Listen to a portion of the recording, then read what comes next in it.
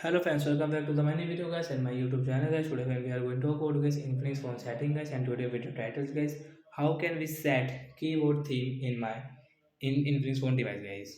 So once you want to set guys your Infinix phone guys your keyboard theme, so how can you set and how can you use your keyboard theme setting today friends? I will show you. I will tell you guys. So first of all, go and subscribe the channel guys. Click the bell icon, like the video. So friends, first of all, open your phone setting and guys on guys your keyboard. So first of all guys we will on it. After on keyboard guys you can see theme setting as tap here, so you can use guys theme, and once you want to download guys any keyboard theme, so guys you can download from here guys.